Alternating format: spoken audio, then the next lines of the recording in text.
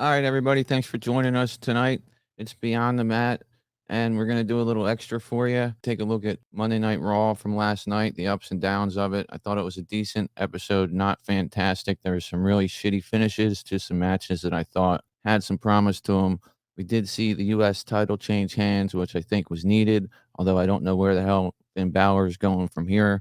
We saw the heel turn by Rhea Ripley. Again, something that was needed. The follow up is what's important. Where is she going to go from here? Some storyline progression happened in multiple ways. I like that. I like that they brought Cody out with somebody different this week and they've presented him with somebody different every week and haven't bored us that way. Thought there was, especially that women's tag match, there was a lot of botches all over the place, but at least we got a real finish. The Cody KO match, well worked match, real good psychology in it. All of a sudden, KO doesn't want to finish it because Seth calls him a fat ass or something like that. And then we get Veer with the instant tap out by the jobber. And we get KO and Ezekiel and in a DQ when Otis runs in. And RK-Bro looked like freaking idiots getting distracted by freaking entrance music. The Usos weren't even there. And the whole thing really didn't even make sense. Who the hell's putting the entrance music on when they're not coming out?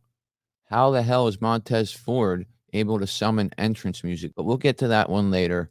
The show started out with Cody and Seth in a segment where Seth actually introduced Cody to the show rather than Cody being the first one out. Full pyro production, big babyface pop. Still started the show and was booked in the main event. We've seen him start every show since WrestleMania. They're giving him the superstar treatment here. I don't know where they're going with this because we haven't seen anything with Roman Reigns as far as what happens with the title. So they're obviously just trying to continue to keep Cody relevant, heat him up, which is fine.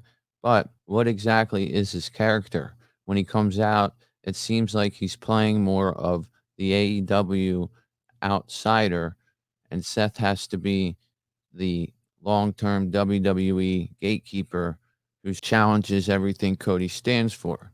Same thing with The Miz last week. Again, I like that we're involving Cody. He's one of the hottest things they have right now. I like the way that they're using variants and the way that they're presenting him. I don't like some of the repetitive shit. And I wonder if it's going to last, if having him, the number one guy on Raw, basically as far as screen time, is going to get old with the general fan base. I thought that the match last night between Cody Rhodes and Kevin Owens was really good. I thought Kevin heel tactics and it was really good. He, every time something didn't go his way, he's complaining to the referee or getting pissed off. He was real methodical the way he attacked Cody's back. For that quality of wrestling, I just expect the finish, so that kind of annoyed me. The fact that it was Kevin Owens was a little bit of a predictable person to have in the main event. Some people will say, with this mystery main event, do you mean to tell me that as a wrestling promotion, you booked a show without a main event? You expect us to believe that? Now, for me, I can suspend my disbelief for the show enough to be surprised or feel surprised at the end of a show thinking they didn't have it planned out. But I would have liked to see somebody random against Cody Rhodes instead of Kevin Owens. Nonetheless, we saw Kevin Owens. Good match. I finished, like I said, bigger picture. Like Kevin Owens said, this is Seth's match, not his. So Seth's going to face Cody at Backlash. A lot of people think Cody needs to keep winning and winning and winning. And while I think Seth Rollins is a great foil right now for Cody Rhodes and the way they're trying to push him as super babyface and get him heated up to eventually win a championship, I don't know it's completely necessary. Beat him, Seth Rollins, that is, at Backlash. Again, I think Seth Rollins can beat Cody Rhodes in this match by some way, shape, or form because the Hell in a Cell pay-per-view is the next one, and they can easily have a rubber match at that one and make this a long-term story, considering Seth is listed as the number one heel on the Raw roster. KO is listed as the number two heel. If you want to heat up Cody as much as you can, put him with your number one heel for as long as you can and keep him relevant for as long as you can until people start to push back. They haven't done that yet. People are still going with the Cody chant. So I don't think that it's fatiguing the fans yet. It could. As long as it keeps going, I think Cody and Seth should continue to feud. I don't think a loss will kill Cody if he takes one at some point. But maybe they're trying to build him into somebody that 8 months from now can say he never lost since he got here. I don't know. But the match had a bad finish, and that's what left a bad taste in my mouth to go off the air. Speaking of bad finishes, we had a terrible one last week. Damian Priest basically disappeared in the middle of the fucking ring. One of the worst finishes I've ever seen. I mean, I thought the worst finish I saw was at WrestleMania when Damian Priest disappeared out of nowhere and it distracted AJ Styles. But then they managed to top themselves 8 days later on Monday Night Raw, and they have Damian Priest looking like a freaking vampire with blue lights all over him, and then he just disappears.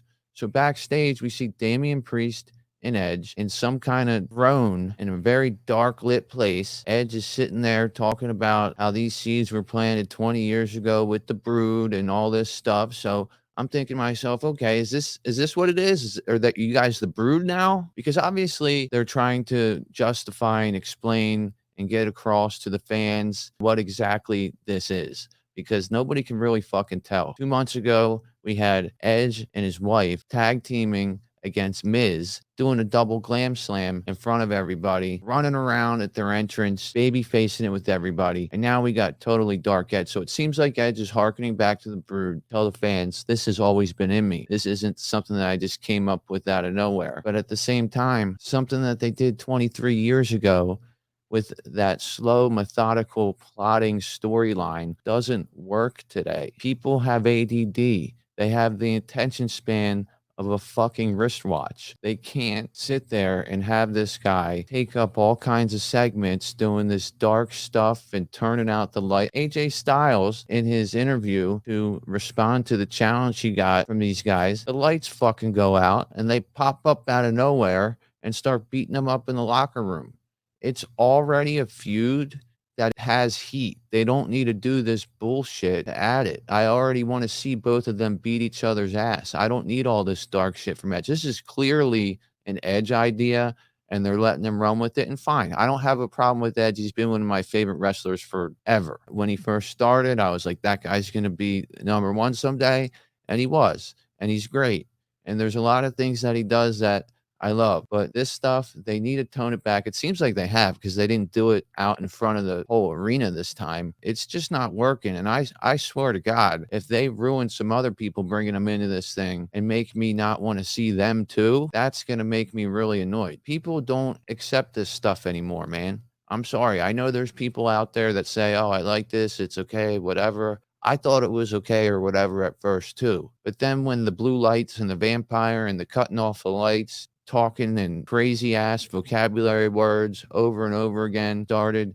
And not only that, Edge is supposed to be this sophisticated guy judging people and planning people's judgment days. He still has to get the cheap heat on the fans saying that he won championships, unlike the local fucking sports teams. They're like all over the map with this shit. And I just don't think that it's working. I hate the storyline. I'm excited to see them wrestle again because, quite frankly, they disappointed me at WrestleMania. Last night, he said, we're here to tell you why we did what we did last week or what happened whatever the fuck they said. I didn't hear any explanation for how he vanished out of the ring and ended with no finish to the match. I didn't hear an explanation for that. I just heard just stuff about he was in the brood and the ministry of dark. So I understand what the purpose of this was. I think the fact that they even have to do this to like get it across to people is like, oh shit, maybe I shouldn't be doing this because it was 23 years ago and our fan base isn't even the same anymore.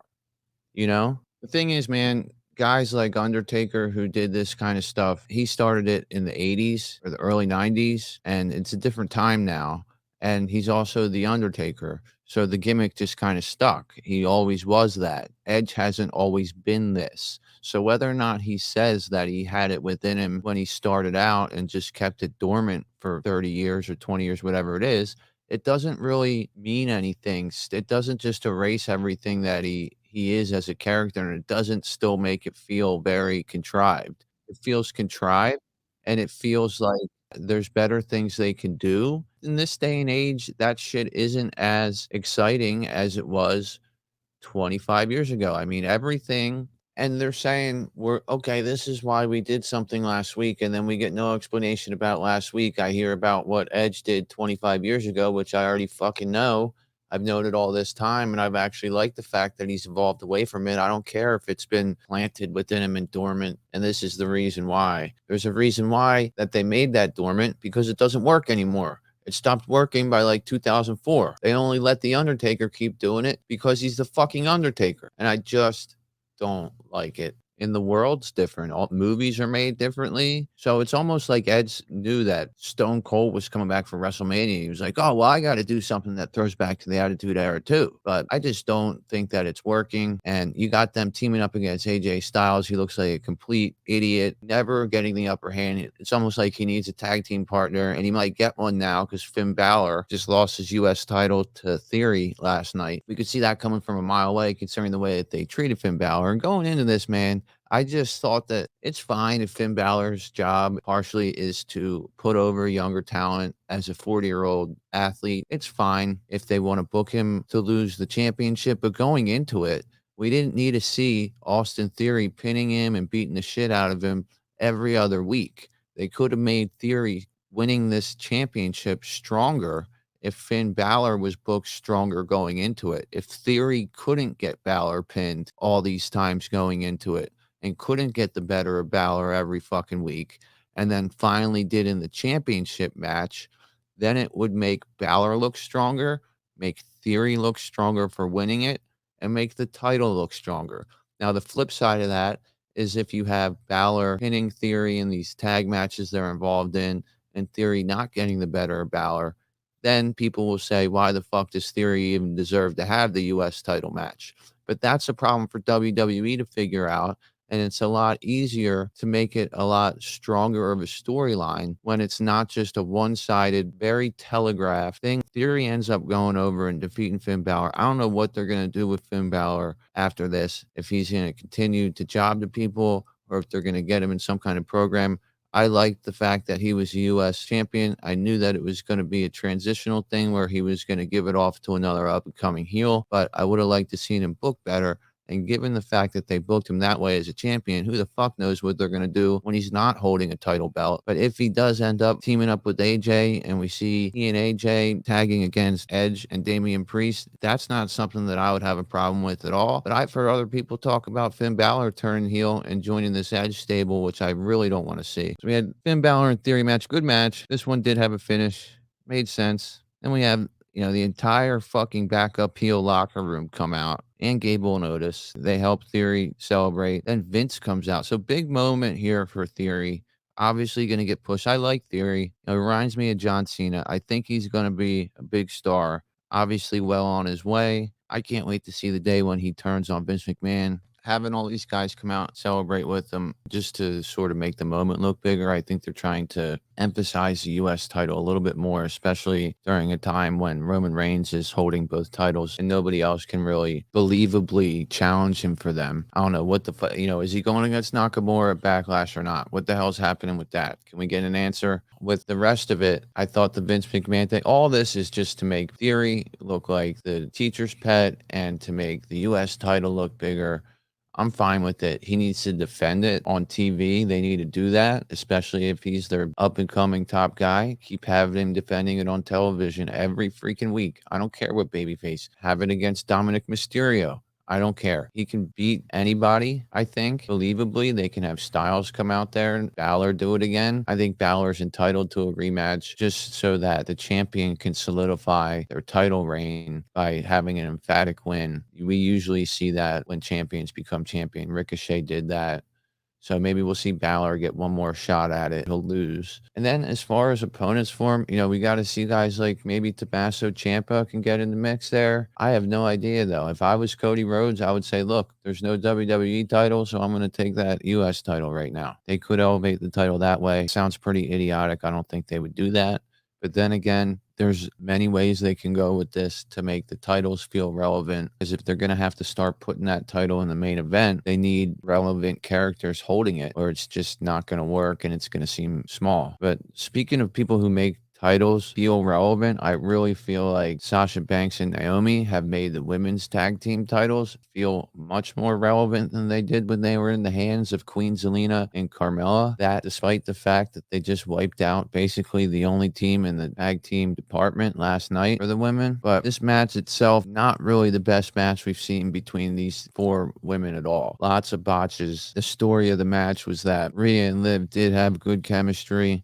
They could have a chance to win, but in the end, Liv could not hold back Sasha Banks after Rhea hit a riptide on Naomi and tried to pin her. Sasha broke up that pin, and then Rhea got double teamed. Liv was nowhere to be found. Sasha and Naomi hit their code breaker and won. Rhea then, after the match, turned heel on Liv. She teased it for a little bit. They made it feel like she wasn't trying to really make that decision, but eventually did because she's been basically held down by all these tag team partners. I mean, let's face it, she's been swimming in a pool of nothing with Nikki Ash, with Liv Morgan, and she really needs to be making a singles push. Her as a baby face, dressed like she dresses and smiling and doing all that stuff. And I'm not trying to be stereotypical. Her character is a character that could be a heel ass kicker that kicks ass and takes names every time. And that's who she should be. And so she turns heel, and hopefully that happens for her. I think that's the best thing that's happened since she's gotten called up to the main roster. As far as the tag champs go, I have no idea who the hell they're going to face after this. Hopefully they come up with something on the SmackDown side. Maybe they'll just run it back with Baszler and Natalya. I have no idea, but I thought the turn here by Rhea was much needed for her. No idea where Liv Morgan goes after this. She seems to be the common denominator in every sloppy match. I mean, we saw it again tonight. They went for Doomsday Device, Bulldog, and she was so late coming off the top. I'm not sure she even came down yet. That was a botch. A couple other moves were botched. She was botching stuff up with Sasha when they were fighting to go break stuff up. And I just think, as much as I like Liv Morgan as a person, I like her story, I like everything that she stands for, and I've seen the improvement in her, and I want to see it keep improving. They have to figure out something to do with her that doesn't feature her in a prominent role, that makes something that should look good not look good. And I don't know if that's relegating her to yet another tag team. I don't know, but I honestly think that's the best thing to do with her. She should not be contending for a title. And honestly, the tag team picture needs more formidable women, so why not put her in there, protect her a little bit with somebody else? I don't know who now that Rhea turned on her, but it seems like if you're a tag team wrestler and somebody turns on you, wouldn't you want a new partner? That's what they should do next with Liv. But at the end of the day, we got Rhea turning heel here. I was happy to see that they didn't fucking do the vampire shit with her, but they still have time to do that. So really, Rhea's heel turn, good, but it's all in what happens afterwards. Is she going to challenge Bianca Belair like she should? They just moved Bianca Belair's championship match to next week instead of Backlash, so maybe they're fast forwarding things a little bit, and Rhea Ripley's going to be the Backlash opponent. I have no idea. I don't know if she's going to end up with Edge. I hope not. There's been some talk about Becky Lynch coming back soon in the news as well. I think a lot of people jumped the gun and assuming that everything that was set up last week was set up for Backlash. I mean, I thought that Sonya Deville match was set up for Backlash, but Sonya Deville came out tonight and said it was going to happen next week. I like how they played out the Sonya Deville thing tonight, how they went and challenged her authority, said the higher-ups were investigating her, because, I mean, to be honest with you, man, do you really think they need more than one fucking authority figure? It used to seem like one of them ran SmackDown and one of them ran Raw, but they both go back and forth. So what the hell's the point of having a male and a woman? Just to illustrate that you support male and female authority figures? At this point, Sonya Deville needs to get in the fucking ring. She's a wrestler. She has the ability to wrestle. She's shown that before. I know she's been through some stuff, but this storyline needs to pay off and Sonya being removed from power and going back to the women's division, which desperately needs more good hands, don't you think? Yeah, she'd be a good tag team wrestler. You know, somebody reported that maybe Rousey and Baszler were going to team up, and I think that's not a bad idea. I talked about that on one of the shows, but thinking about that, how the hell are they going to get there? They got Rousey doing this I Quit match. Are they really going to have Flair go over again? And if Rousey's holding the title belt, why the hell would she get into a tag team with Baszler? So we've seen her, you know, lacking with Baszler before, and that would be a good partnership for her. We did see Natalya with Baszler the other week, but Natalya's been working in NXT. She can do double duty, but I don't know. I think Natalya and Baszler should figure out a way to split from each other. Give us a good logical story for that, and then have Sonya and Baszler team up. That's what I would like to see. Get Sonya in the ring. Baszler needs to do something important. She hasn't been doing shit. She's a legitimate champion contender too. They don't use that way. And look, man, there's nothing wrong with Sonya and Baszler winning the tag titles off of Naomi and Sasha and then holding them for 2 weeks and Naomi and Sasha winning them back and then losing them to Raquel and whoever you know, they can, as long as they don't bury every team. Every time they get a champion, they have them win 6 matches in a row. So it's like, why the fuck would any of these teams even exist. They have no point in existing. They have no chance when they go against the champions because they've been pinned 6 times in a month. You know what I mean? Our women's champions probably came from WWE taking a page out of that book and saying, wait a minute, we got a top person in Sasha. We don't have her booked for WrestleMania because we're not sure what we're going to do. We just pulled the trigger on Ronda Rousey. We need her on WrestleMania. We need her in a prominent spot. Our tag team division sucks. Champions that are holding it right now, nobody fucking cares about them. They'd rather watch them have sex on YouTube. So get somebody in there. We got a lot of buzz for Naomi. She just had one of the best women's matches of the year with Flair. And I'm very critical of Flair. I don't like Flair that much. But when she has a decent match, I'll tell you, that match she had with Naomi was probably the best Flair match, at least for SmackDown, that I've seen in a long time. I would like to see her do better with Rousey this next time around. Those matches, usually they can get away with doing a lot more, obviously, because it's no holds barred and all that, but it's not really a match you usually see the heel winning in. You don't usually see a babyface say, I quit. A babyface is supposed to never quit. You know what I mean? And if a heel wins, it's usually by some sort of fuckery, like when The Rock won and he played it over the loudspeaker. I've heard so many Sasha Banks fans shit on all this because they think the tag team division sucks, but to me, she's making it better. And let's just see what they do. If they can follow up with bringing in more, I don't care if they're makeshift tag teams, tag teams that wear the same gear and they look the same, even like the Los Lotharios, they look like, Rock and Roll Express, all those teams that were basically only tag teams. Like they may have had a singles run, but it never actually panned out. There's not too many of those. It's always like some guy who had a decent singles push, but then they had nothing to do, so they put him in a tag team with somebody else. But at the end of the day, if it works out, I can consider them a tag team if their move sets work together and they have chemistry and it looks good. Liv and Rhea were not a tag team. They were thrown together, right? But after a couple weeks, myself included, a lot of the fans thought that they were a nice tag team. They had nice chemistry. They were looking good. Now, I don't actually think that they were that good because I've expressed my feelings about how I feel about Liv Morgan's in-ring abilities. However, I think that if they keep it consistent with somebody and somebody else being in a tag team together and it works and it seems to have good chemistry and they play off one another, I can buy it. But there's just not those classic tag teams that you see anymore. I don't know where the hell they are and why nobody cares about them. They seem to be in other promotions, but WWE doesn't seem to invest in that too much. But and then we might get it with Toxic Attraction, but then they might get split up, and then we might get it with Imperium, but then half of them come up.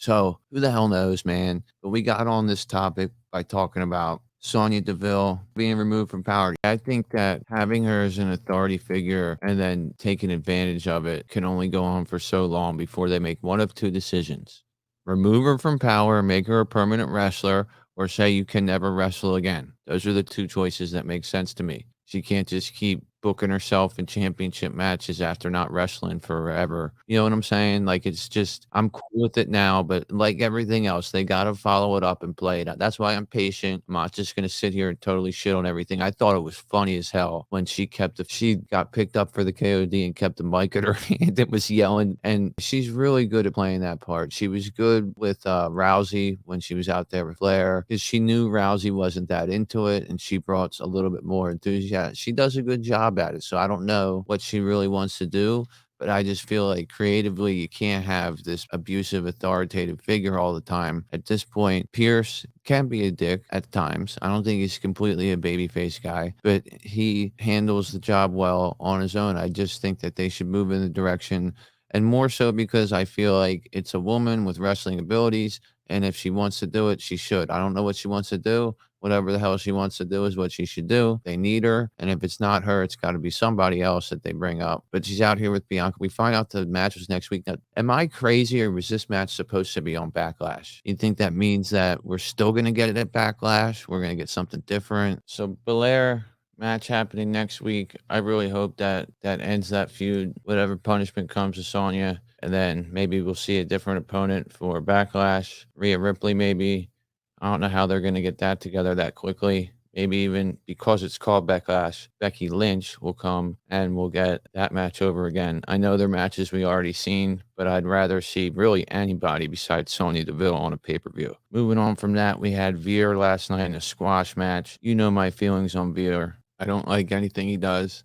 I think that there's a lot of other things he probably could do given his athleticism. He was a former baseball pitcher. There was a Disney movie about him. So there's a lot of different things you could dig into his past and put out there that are a lot better than just dressing him up like a savage animal, have him making animal noises, jumping on the small of people's backs right before he does the finishing move. And the thing to me that really kind of doesn't make sense is last week they had him squash Dominic. And okay, we know that it was supposed to be Ray and Ray was sick. This week, it's not Ray, it's a fucking jobber. So how does that make Dominic look? And on top of that, it's been leaked or announced somewhere that the Backlash match is going to be Veer versus Rey Mysterio, evidently. So what the hell are we going to get out of a Veer and Rey Mysterio match? And what are we getting out of this Veer shit? To me, it's heating up a monster for one of your top baby faces to take out to heat them up for Roman Reigns. I think that's the whole point of this. And then, of course, if that is the point, what the fuck are they going to do with Veer after that?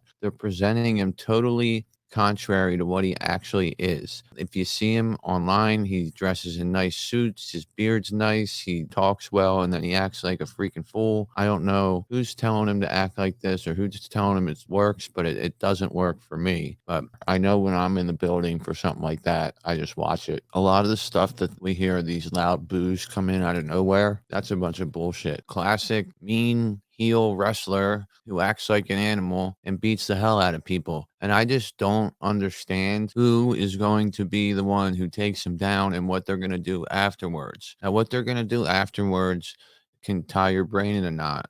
Who's going to be the one to take him down?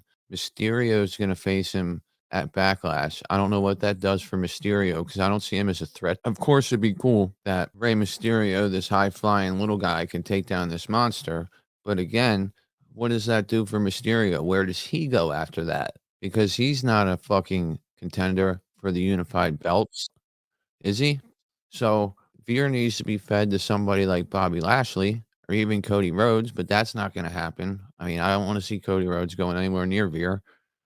So if it's Lashley, when's that going to happen? Because right now he's dealing with Omos and MVP taking arm wrestling competitions. We all know the character sucks and that the program is basically non-existent. I mean, they gave no story for him, so why the fuck should we care?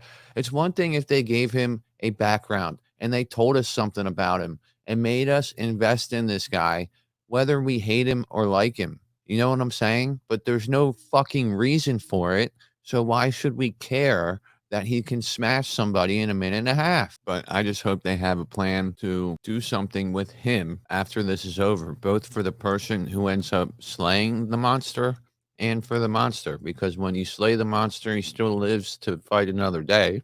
He just loses a match. So they need to make this something where it makes it unbelievable that anybody can beat Veer. Somebody beats him, gets elevated for that, but then Veer still has something to do after that. Because at this point, Omos was unbeatable till WrestleMania, and Lashley ended that. And to me, there's no mystique to Omos anymore, other than the fact that he looks pretty nice in those suits that he wears with MVP. And MVP's smart. He kept Omos out of the ring, made sure that he didn't embarrass himself again, and has him going in an arm wrestling competition next. They want to keep Omos out of the ring. What is this?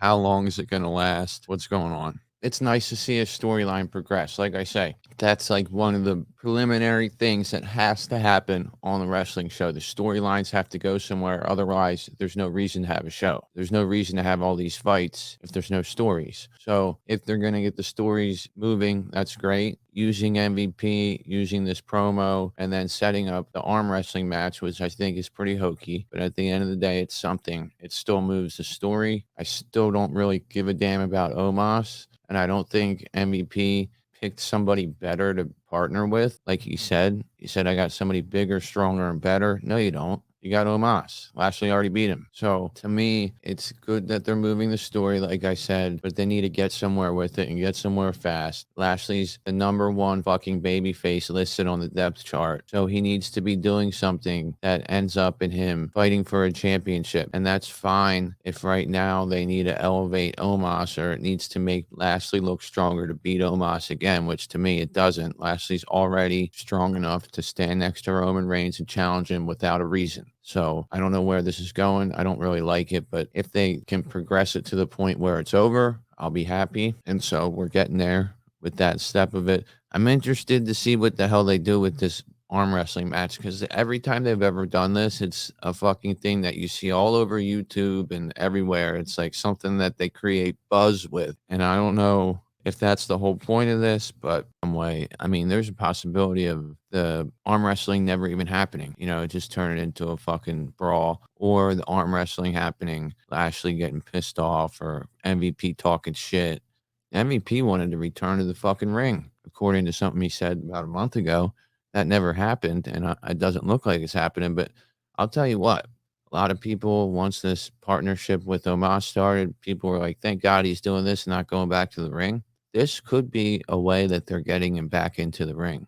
It really could, because it's a way to turn him on Lashley and then get him in the ring with Lashley. Because really, the feud is Lashley and MVP. It's not Lashley and Omos. Omos is just the attraction for it now. There's nothing about Omos that anybody cares about. So at this point, it's really Lashley and MVP. And I think it could end up with a Lashley and MVP match. Then everybody who said, thank God he's not getting back in the ring, is going to be wrong. But I'm not that excited to see him get back in the ring, because he's so good on the mic and he doesn't need to be doing all the painful shit that you have to do to be in the ring. He hasn't been in the ring in a long time. It would be interesting. I mean, they definitely would be a better match than seeing Omos again. And I haven't heard that many people even ponder this idea. I think it's a great idea. I think that they should continue this shit with Omos, and then it should be a match between Lashley and MVP.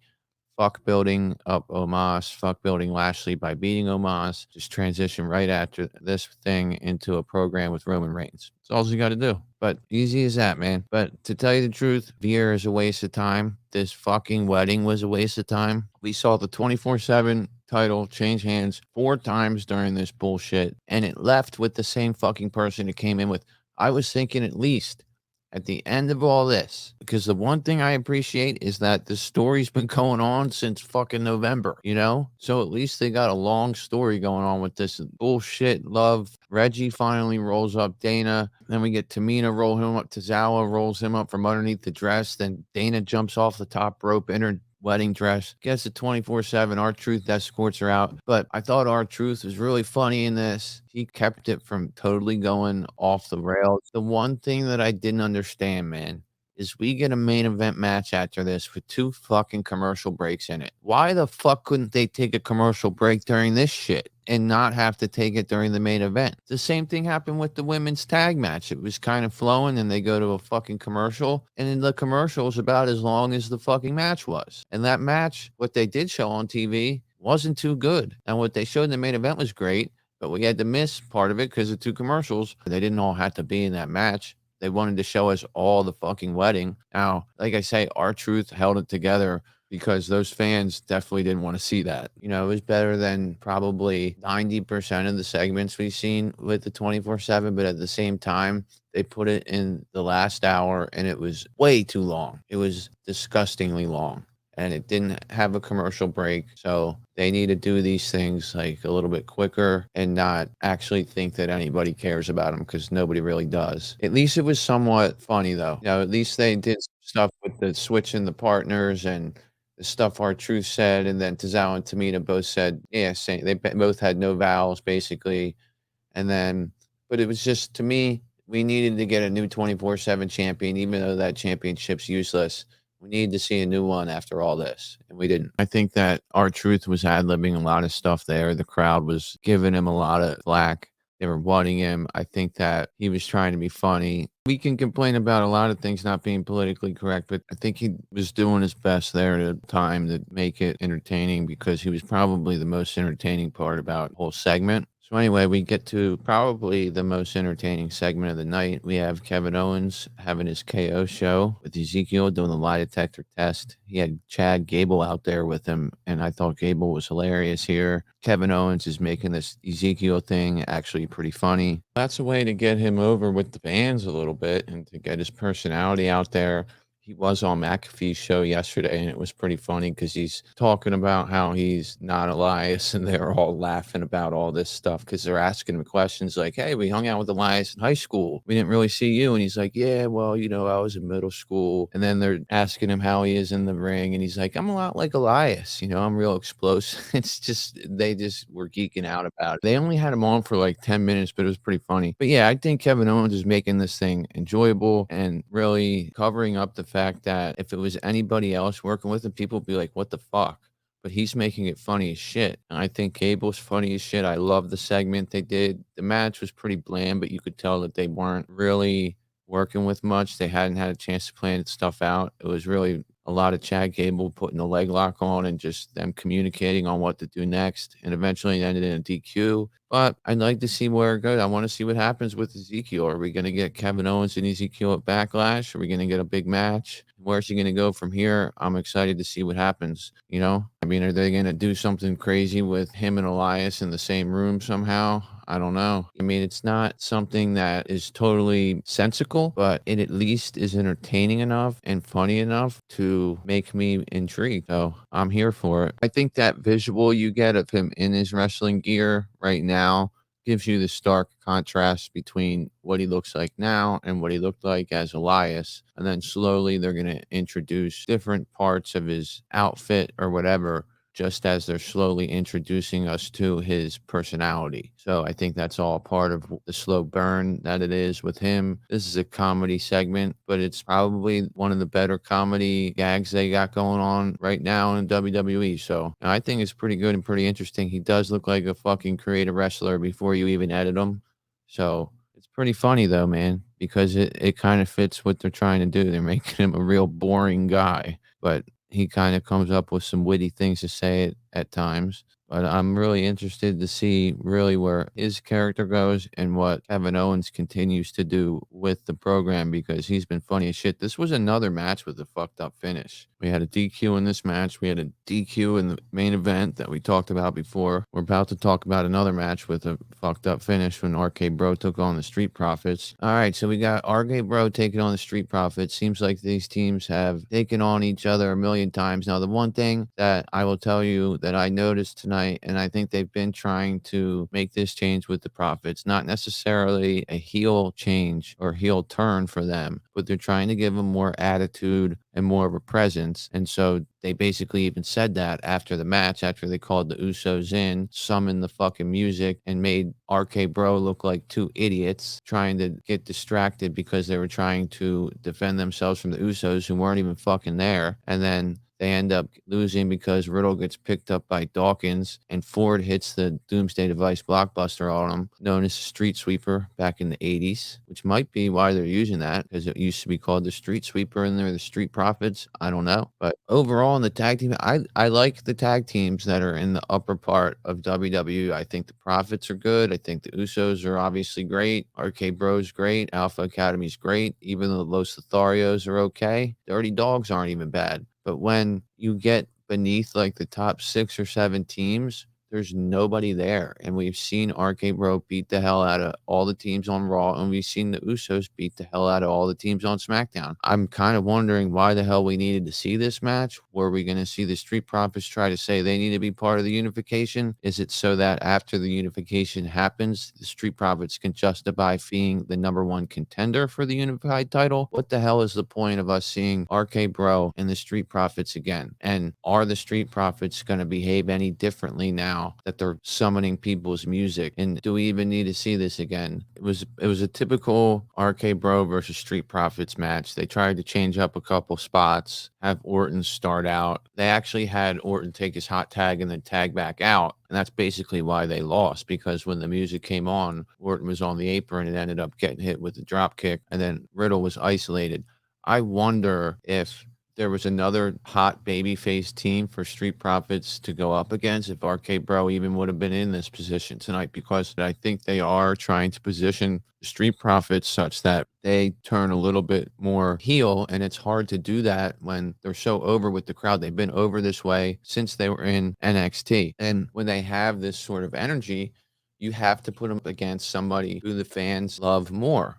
And the only people really in the tag team division right now that the fans love more, and honestly, they love these two more than anybody anywhere, is RK-Bro. So you put them up against them, then you have them talk some shit. I guess they have to belabor this matchup just to do this for the Street Profits if you're looking long term and trying to have an opponent for whoever wins the unified titles. Honestly, the way that this is playing out, it looks like RK-Bro might win it, and the Street Profits are going to be the ones who come after them. Because if the Street Profits were going to come after the Usos, why would they turn heel? Usos are already heel. Then again, it might not be a full-blown turn. It might just be them showing some attitude right now so that they're in sort of no man's land and they're able to put them back in the babyface side of things to challenge the Usos if they win. But regardless, I think the matchup on paper is something that I don't want to see. The match itself was okay. Finish stupid. It made Riddle and Orton look like two idiots, but I can appreciate a decent match. I know WWE just keeps putting on this match because they know it's something if they put on the card, people will like it who are at the arena, and that's fine. But I would like to see some other teams emerge. But I'm also interested to see how this stuff with the Street Profits progresses. Are we going to see next week Orton take on Montez Ford and then have some more heel tactics by the Street Profits to further cement that? I don't know. But I don't think having them in another tag match together is going to get us anywhere but people thinking we've seen this already, because we've really seen them in so many tag matches over the past year. Everybody loves Orton. Everybody loves Riddle. I thought that one of the ways they tried to change up the structure was by having Randy in first, but he basically tagged out after 30 seconds, and then he even tagged out after his hot tag. But on my TV, I like it when RK-Bro comes out because the snake that comes out to be the Viper for Orton attacks the snake that comes out to be Riddle's snake. It's so funny. I didn't notice it till like WrestleMania or something. But regardless, man, we did have a decent episode. I said it was about a 3.5 out of 5, better than average. Got some stuff going. We didn't have our top guy on there, but it was carried well by other guys that are top guys. Not enough logical finishes. Storyline progression, good. But where do we go next with these heel turns, things like that? And some things just didn't make any fucking sense. Like, who turned the Usos music on? And why does Montez Ford waving his arm turn the music on? If they're not coming out, which is what is supposed to happen when entrance music comes on, then why the fuck did the music turn on?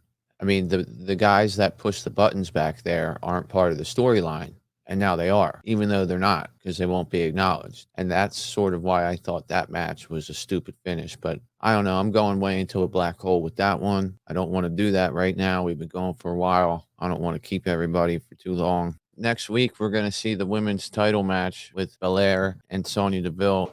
Maybe she loses and has to wrestle. Would that be so bad? I think that would be something good. I'd rather see her cutting promos and wrestling than taking advantage in the back. I like the idea of having an authority figure that meddles with shit because that's relatable. Everybody fucking hates their boss.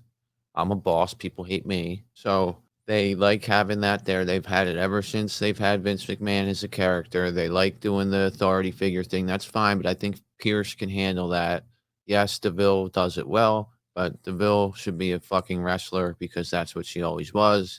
Of course, that comes with the caveat, as long as she's comfortable, because I'm sensitive to her feelings and the things that she's been through. But they carried some shit along here. It's good. I'd like to see some kind of stipulation on that match. I definitely don't think we need to see it again at Backlash if we see a full match next week. Other than that, I don't know really what they set up much for next week at all. Ezekiel might be the most exciting thing going on Raw right now, especially because he's dealing with KO, and we'll see if Cody continues to open and close every show. We'll see if Edge does anything with this faction, if Rhea is going to join him. They start bringing in more people. They need to do this slow. Don't bring everybody into it and then realize the whole plan sucks. So I think that's where we're going to go with it. But we also have on SmackDown, I think the only two matches we know about are the Lumberjack match with Sami Zayn and McIntyre, as well as Madcap Moss versus Angel Garza. Not too much announced right now, but they're plugging along, starting to build things up and get ready for this pay-per-view. Everything's been pretty good to me. Just make sure that you subscribe on whatever podcast platform you are on. Leave a 5-star review because that really helps us out. Have a good night.